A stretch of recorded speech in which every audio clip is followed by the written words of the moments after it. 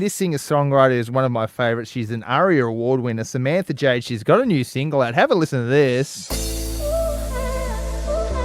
It's called Let's Hear It for the Boy.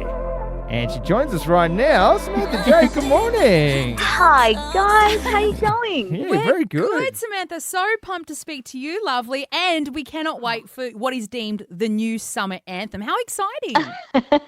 Yeah, it's a fun one. I mean, it's obviously a cover. So it's a song that everyone's known, which is always a bit of a cheat, because it's kind of like, oh, you already know the words. But it's a kind of a reimagined version of it. And it was one of those songs that it kept being requested from people for me to sing. And I was like, why not just put it out?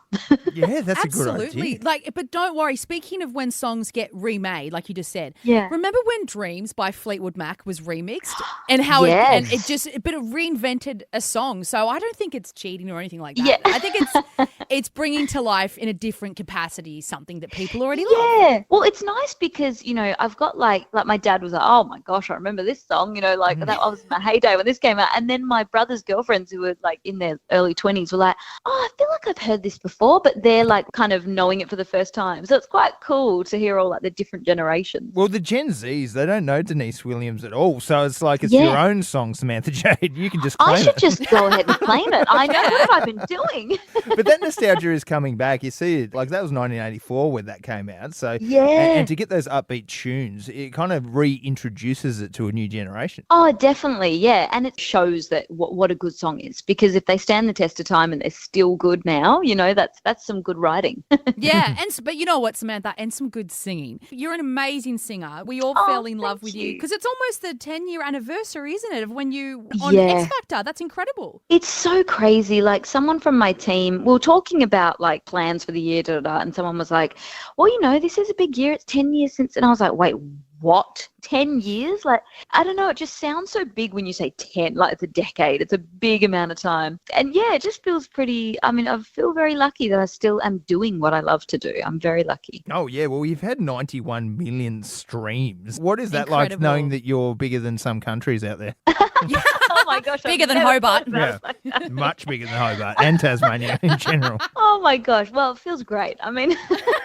It's a pretty amazing feeling. Yeah. Wow. I didn't know that. That's very cool. Oh, it's just brilliant, Samantha. And speaking of Hobart, we know you're so busy. Obviously, you're an actress as well, and there's so much going on. Do you have any plans? Could it be possible for you to come down to Hobart and sing? Oh my gosh, I would love to. I've done a corp down there and I was like, oh, I need more days. I definitely want to do a tour. I think we're definitely going to work on that for next year. Why not? And, have a whole body of work now that I'm putting a new EP out to perform. So, yes, stay tuned for that. Brilliant. And what about television? Because we obviously know you were Kylie Minogue in the NXS story. You've been on Home and Away too. Is there anything on the cards when it comes to acting? You know what? Acting is something that's like, it's a whole other beast than music, like it's a whole other thing.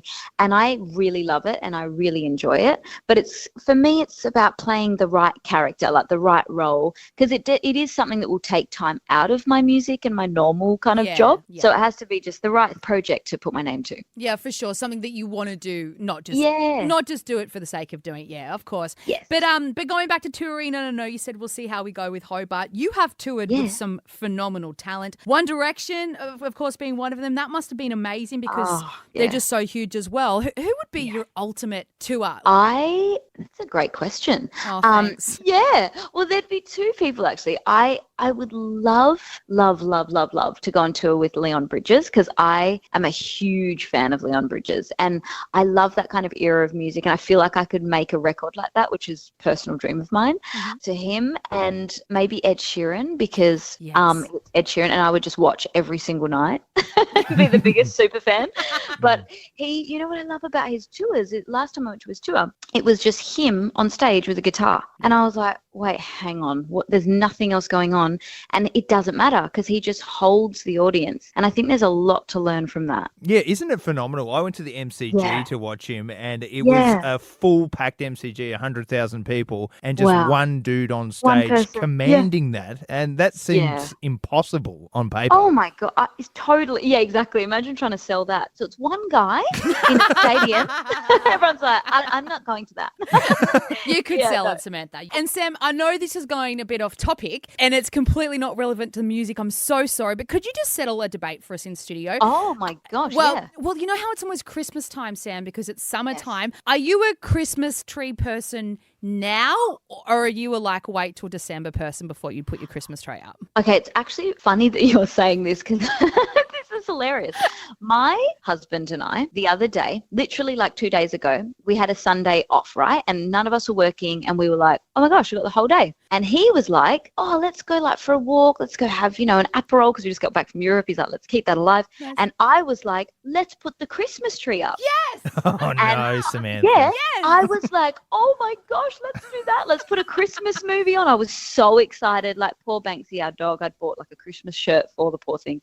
And I literally was like, let's do it. And Pat was like, no. He's like, we have to at least wait till the 25th of November, so it's a month out. He's like, come on. Yeah, that's fair enough. That's okay. I would put it up tomorrow. I tried to, obviously. But, I got shut down. What movie would you put on for Christmas time? What'd you go to? Oh, I love so many. But do you know what? This might be an unpopular opinion, but I really love Fred Claus. So many people haven't seen it. It's Vince Vaughn is in it. Yeah. And he plays Santa's brother. Oh, and it's it's the kid that because obviously his brother was Santa, so he never felt like he measured up. And it's actually really good and really funny. And I love it. And my brothers and I discovered it when we were younger. And now I introduce it to people and they're like, that's one of my faves. Thank you, lovely. You know what I'm going to do this weekend? I don't care what hubby says. I'm putting on Fred Claus, Vince Vaughn, Paul Giamatti.